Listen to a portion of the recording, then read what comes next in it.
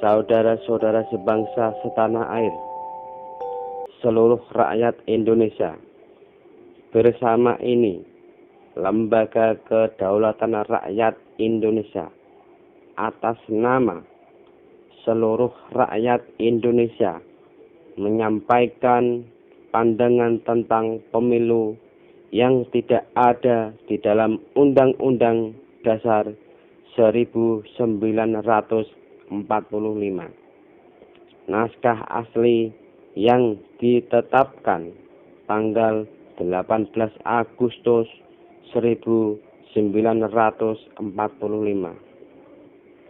Namun ada dalam amandemen yang secara otomatis bahwa pemilu sebelum amandemen batal demi hukum, dan amandemen juga batal demi hukum karena amandemen karya pejabat yang dihasilkan dari pemilu yang batal demi hukum. Wakil rakyat dari partai bukan wakil rakyat, tetapi wakil partai, yang semua itu hasil dari proses yang tidak pasti atau perjudian. Cenderung rakyat Indonesia terugikan.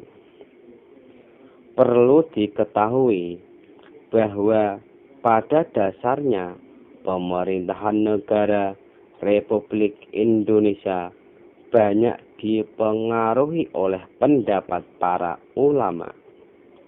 Namun sangat disayangkan jika untuk menempatkan seorang calon DPR atau penjabat publik harus melalui proses perjudian.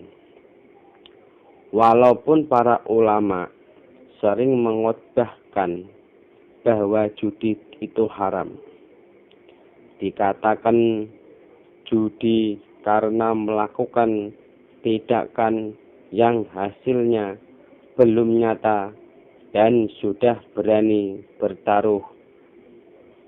Judi adalah tindakan yang belum atau tidak pasti.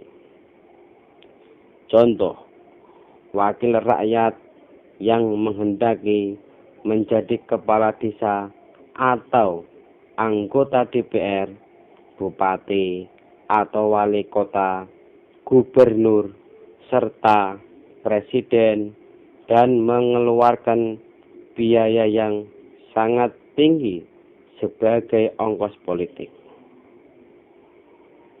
Pertanyaannya, apakah ulama tidak sadar tentang perjudian tersebut?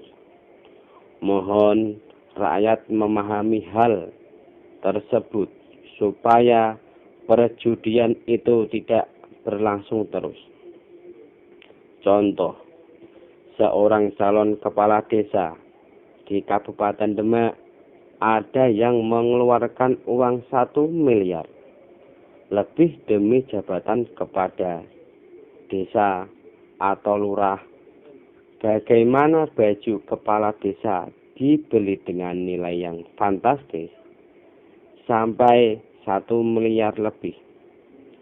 Calon bupati Demak yang gajinya 8 juta per bulan, kalau ditotal dalam 5 tahun kurang dari 500 juta.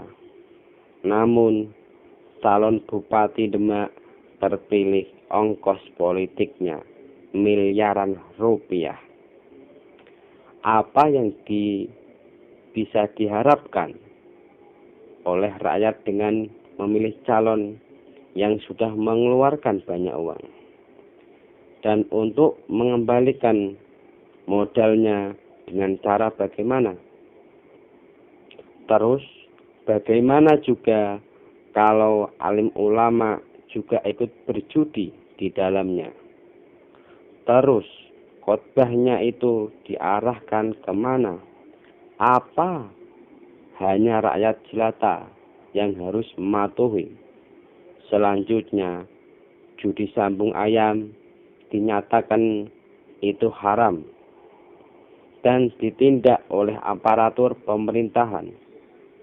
Judi manusia seperti di atas harus dilaporkan kemana? Apakah para ulama masih konsisten dengan khotbahnya?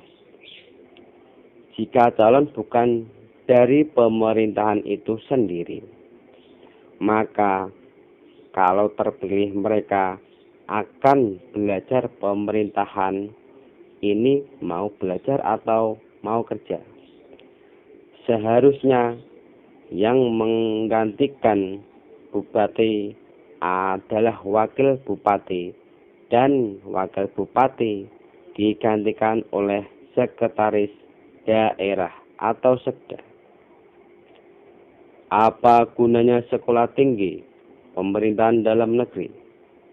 Saudara sekalian, sebangsa dan setanah air, dan seluruh rakyat Indonesia.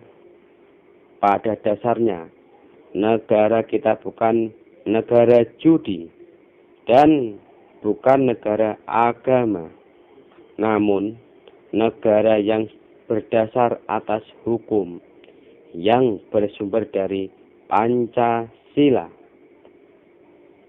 Tidak ada perjudian di dalam teks Pancasila. Mohon direnungkan dan supaya judi tidak menjadi budaya para elit dan dilarang untuk rakyat. Untuk direnungkan saudara-saudaraku sebangsa dan setanah air. Seluruh rakyat Indonesia, selamat berjuang. Hak rakyat harus kembali merdeka.